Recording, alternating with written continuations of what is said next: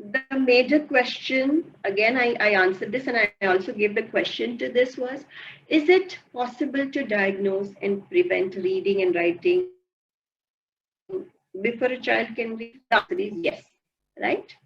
There are many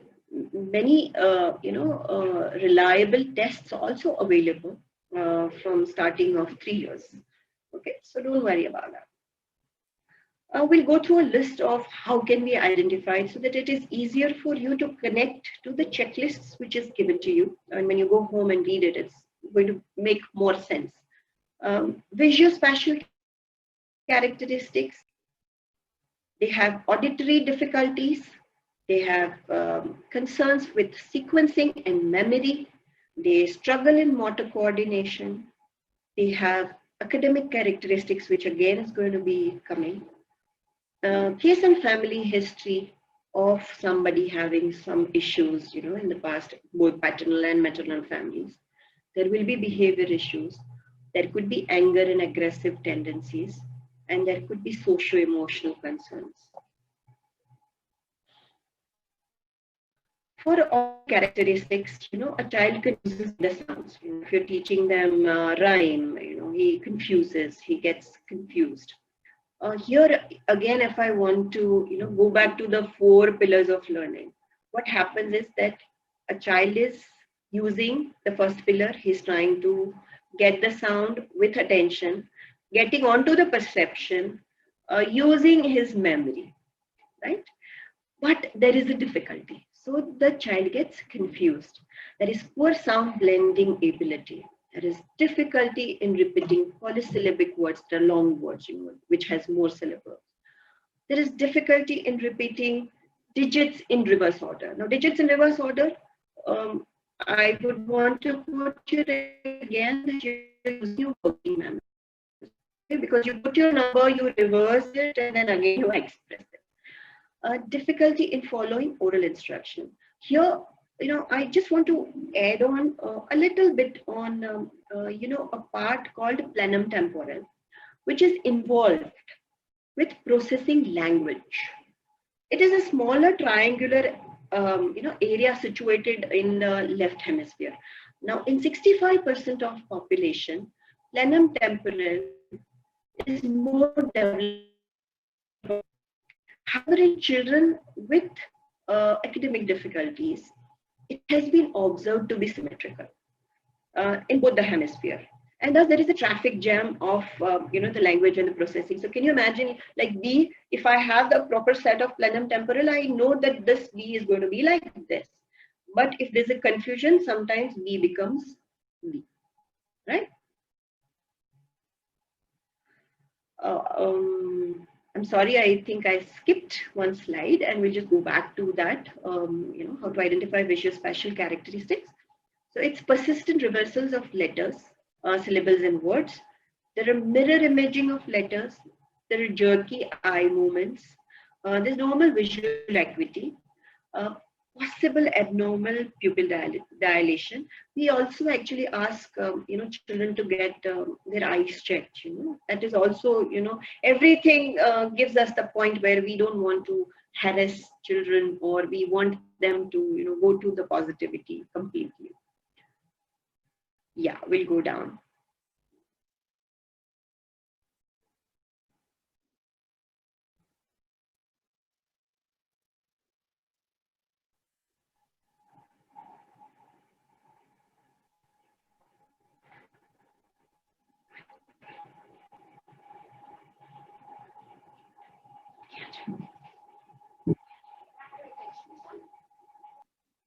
Now have your attention, Ishan. Ishan! I said page 38, chapter 4, paragraph 3. Read the first sentence and point out the adjectives.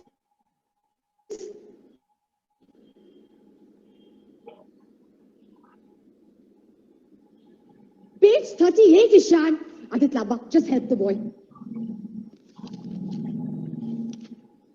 Come on, the rest.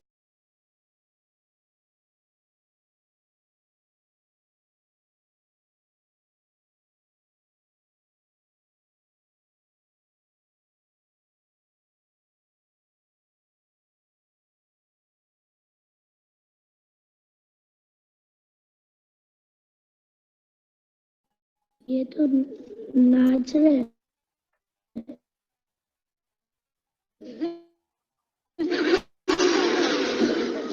Silence.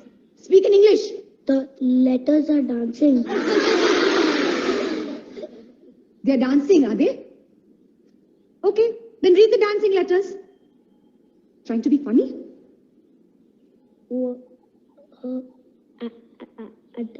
Read the sentence loud and proper. I said loud and proper, Ishan. Loud and proper.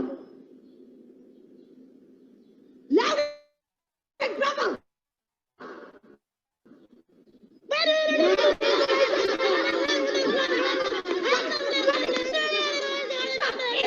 Stop it.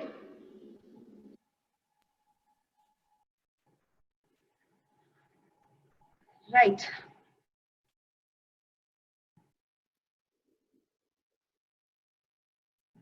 All right, what did you see? Did you see what a child is facing? Yeah, this is what happens. So if we go through again another set of difficulties, it's sequencing and memory characteristics.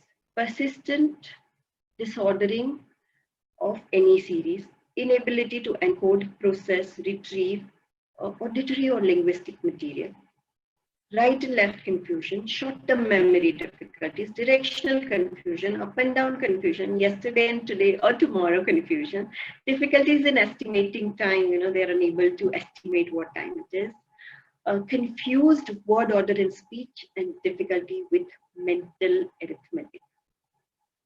So many difficulties, right? Motor coordination, they're clumsy, they're accident prone, as I shared, in early when I was talking about all those circles, dyspraxia, restless or hyperactive. They have poor graphomotor skills, which affects a lot of writing. Handwriting is messy, poorly structured, illegible, immature. They have abnormal reflexes. They have finger differentiation problem, lack of cerebral dominance, again, it could be because of plenum temporal, of course. You realize that they are actually orally capable, and there is discrepancy between the brightness and the school progress. When you ask them orally the questions, they would be fine, but when it comes to the formative or summative assessments, it's very difficult. Has difficulty generalizing, acquiring, and applying rules. They're disorganized. Written expression is very difficult. They don't remember the sequence. Reading and spelling, again, below the ability level. Hi, Dr. Deva. Looks like there is the video is still playing. Maybe I think we need to switch to the PPT. I think we are not seeing the PPT.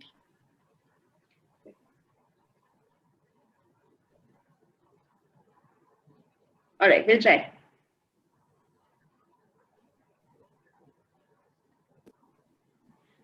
Yeah, is it visible now? I think it's starting to, yeah, thank you. We're starting to see. Right. Thanks. Okay. All right, so academic characteristics, the variability within IQ scores, severe spelling disorders, they have difficulty memorizing tables, in sequencing instructions, they have low frustration threshold, and they still need a lot of aids and a lot of prompting.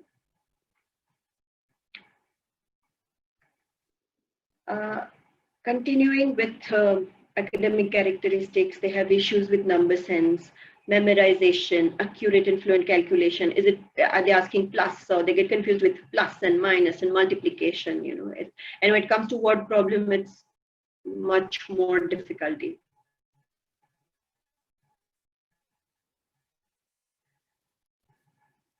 Difficulties with spelling and poor handwriting. They're on your screen. You see, an example of what has happened.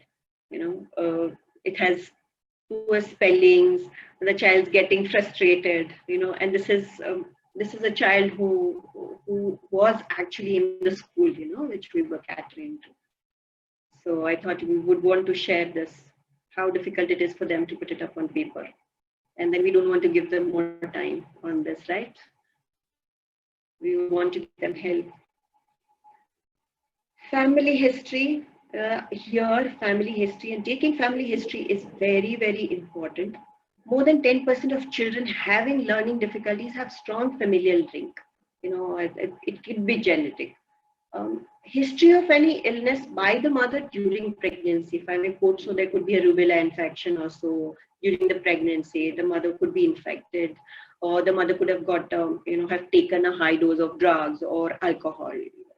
That could affect the fetus. History of major fall or trauma of the mother. Even the birth history is very important. We have realized that when we take up children and when we take up a detailed history, there would be some parents coming and saying, ma'am, we don't have an issue. No, the child has an issue. I said, yeah, but this is very, very important to understand a child from its core. So history of major fall or trauma, even the birth history of a child, was it a normal birth or was it a full term? Was it a cesarean or was it a forceps? Was it a genetic, or during the forceps there could have been a damage in the child's brain. So even major illnesses of a child during initial years, that is also very important for us. Taking into consideration developmental milestones is utmost important. Did he crawl or not? When did he sit? When did he walk? When did he speak? All these things are very important. Behavior, we also realized, when we saw the video, also we realized that the child is actually going through a lot of issues.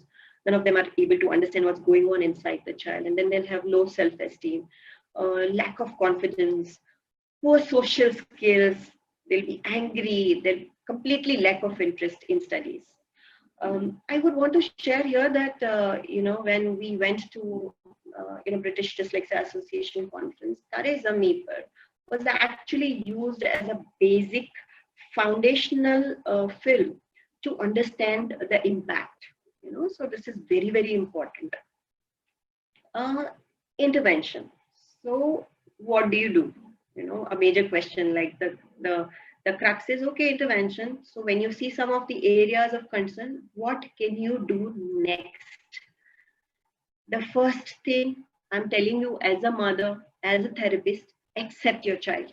Okay, accept the fact that there is something going on with the child inside. Be there to help him or her without judgments. Just don't judge them. Okay, don't look at the child as a victim. There could be some intervention. We all are really, in the era of Google. If you Google, there are a few interventions here and there available, and you realize that this is there or this is not. I would definitely put to your notice that it is very important to choose the right kind of intervention. So try out the safest one, and if you feel the gap is less, that's fine. But if you feel the child is not improving, please don't waste the time. Talking about continuous, difficulties, let us tell our children that we will go ahead towards the journey of we can. Don't just don't just pat them down, but we can tell them, no, we will go, we can do